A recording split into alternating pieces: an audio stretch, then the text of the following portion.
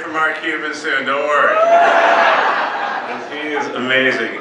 Terry, where's Terry? Thanks so much, Terry. We spent most of the afternoon together in Grand Rapids. What a leader, what an entrepreneur, and he makes a really good bunch of beers. I just had a little bit, don't worry, I'm going to get through this speech.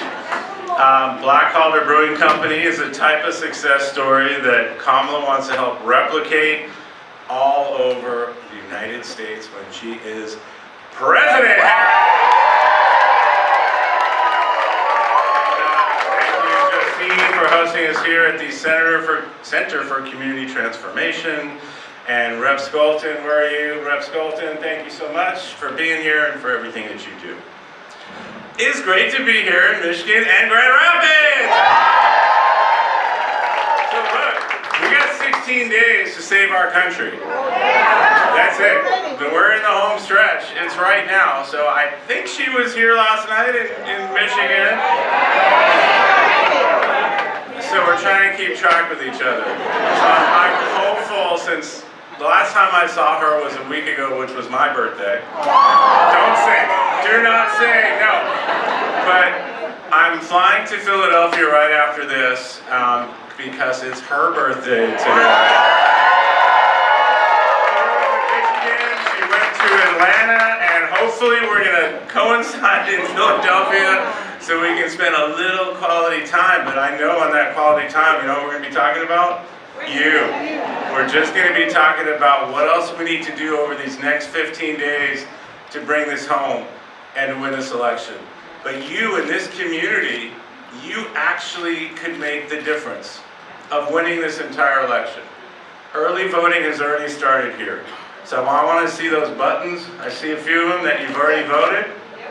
Get it done now. Just get it done so you can spend the rest of this time out there, knocking on doors, talking to folks, just spreading out in this community right here. Every single vote right here counts. So you are lucky. You can dictate what our future looks like. Do you want a future of opportunity, a future of freedom, a future of moving forward? Then let's just get it done. Let's just get it done, because the alternative universe is so stark. It's so stark. It's a country and a world that nobody even really understands how bad it will be. And people need to kind of wake up right now and understand what these stakes are. I know you all know. So when you're out there these next 15, 16 days, you're the ones who have to go out there and get your friends and neighbors to just cut through this Trumpian fog of disinformation and gaslighting and misinformation. Because that's all they have right now. Because all the caricatures, you know, she's blown those all out of the water, all the lies they've been telling about her on Fox News all these years. Did you see her with Brett Baer the other night? Yeah, Brett's a tough dude. And she went toe-to-toe, but she showed that audience that she's not going to take any BS, she's not going to take their lies and gaslighting, called it out, and in fact, Brett had to apologize for showing an incomplete video. And you know what the rest of that video was? Donald Trump talking about you, fellow citizens of the United States, as the quote-unquote enemy of the people. So when you cut through all this fog, and listen to what he's actually talking about, besides Arnold Palmer's, that was supposed to be his closing argument yesterday. How'd that go?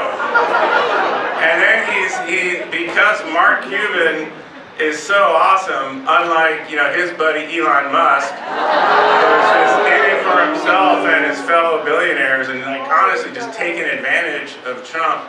But we got Mark. You're gonna hear from Mark. Call out Mark. Look at this dude. He looks like he can play right now. Come on. So Mark is going to talk more about small business, and we've had such a great time meeting all the entrepreneurs here. Kamala knows business.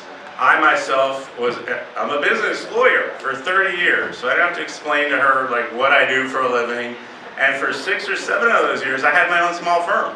So I understand, and I've talked to her, and I've met entrepreneurs all over the country as second gentleman getting to travel around and the last 13 weeks of this campaign. I know what those sleepless nights are like. I know what it's like to, track the money coming in and the money coming out, and caring about your clients, caring about your employees, and how are we going to make it through this next month. I get that. She certainly understands that, coming with her middle-class background that she's talked a lot about, with her single parent mother just trying to raise her and her sister. Like, she understands. And that's why this economic plan works for all of us, not just for Elon Musk, which is what Donald Trump's plan, which is just more tax cuts for billionaires. And Mark will tell you who don't need it and don't want it. More tax cuts for the biggest corporations who don't need it, which has driven our deficit up into the almost $9 trillion. And what has she got? A real plan that works for all of you, all of us, an opportunity economy. Helping you start a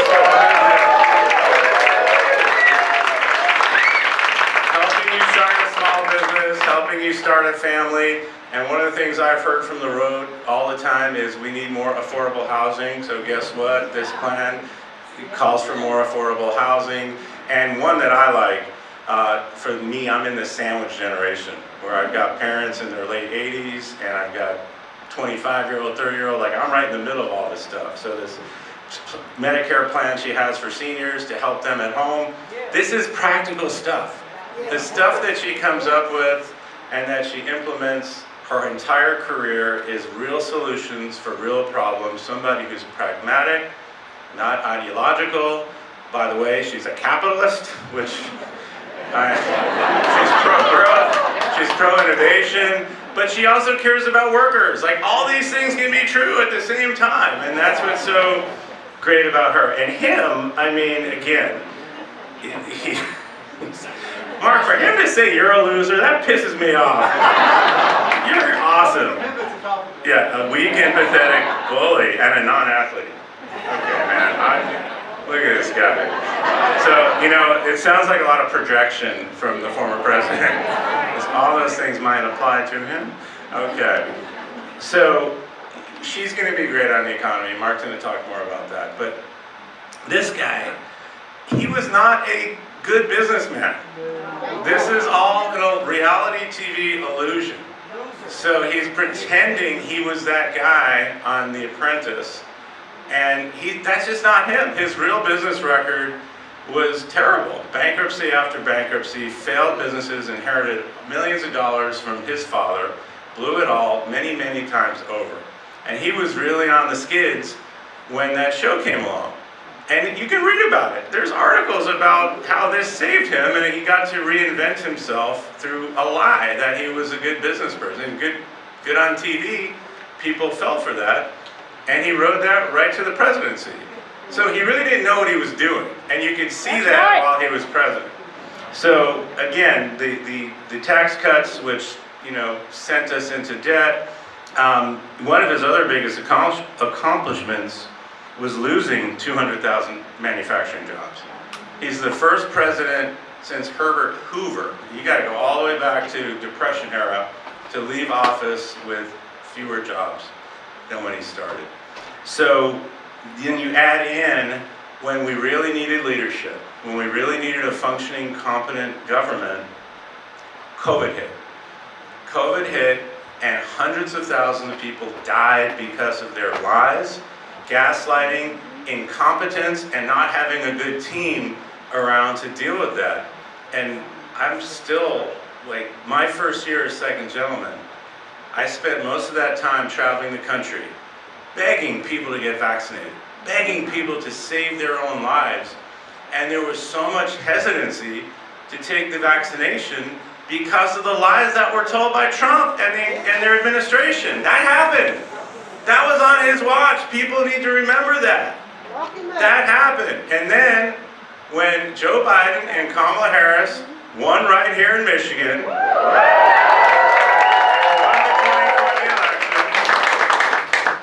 he refused to accept it.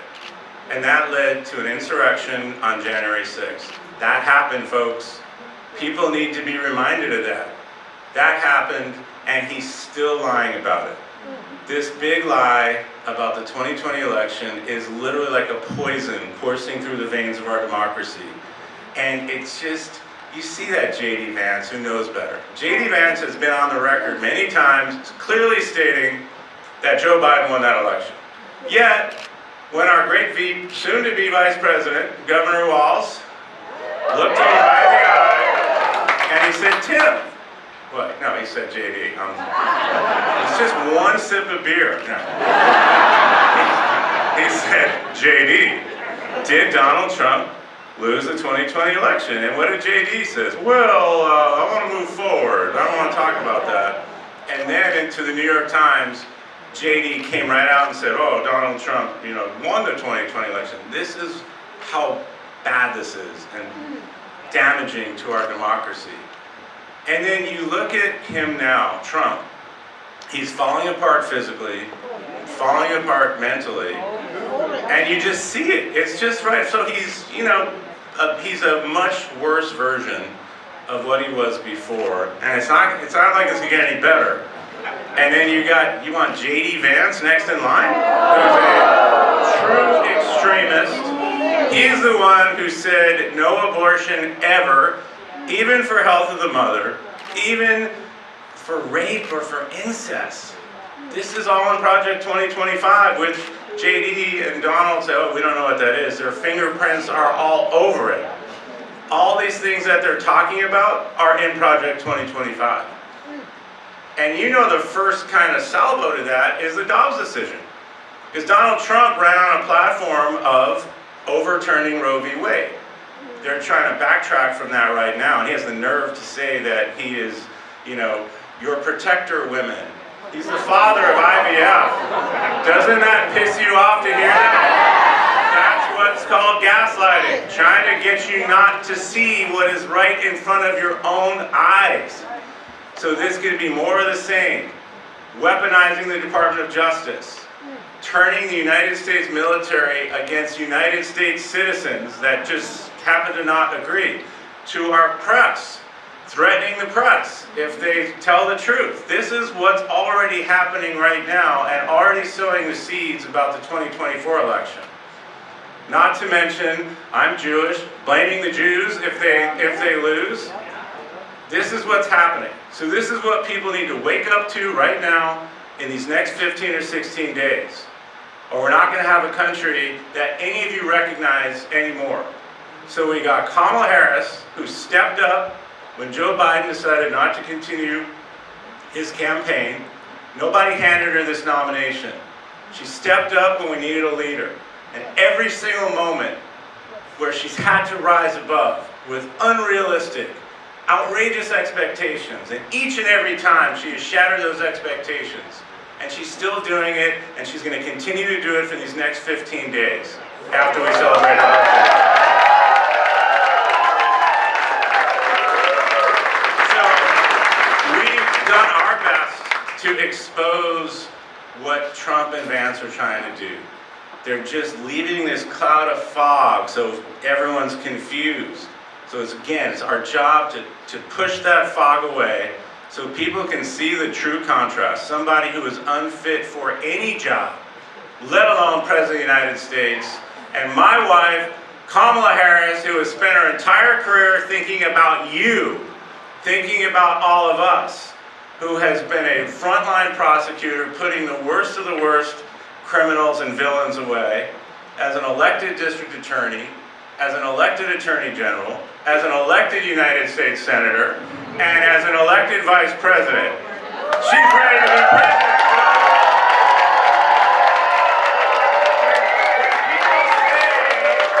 Oh, I need to know more about Kamala Harris. What more do you need to know? She is ready to be president day one. She's also ready to be commander-in-chief day one of the most lethal fighting force in the world.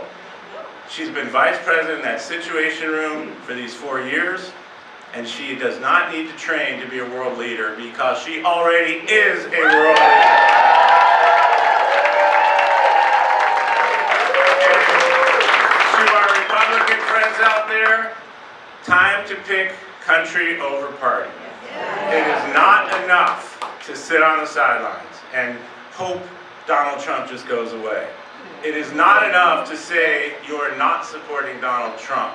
You need to do what Liz Cheney, Dick Cheney, Adam Kinzinger, and so many others are doing, and get out there and actively support Kamala Harris. Pick your country over party.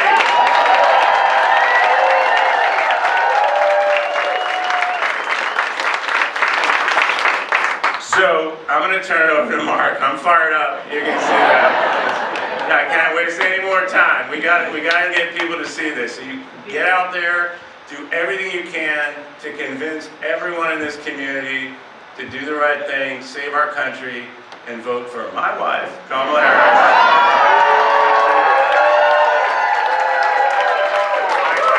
I want to listen to Mark so much, but he's been so amazing on this campaign.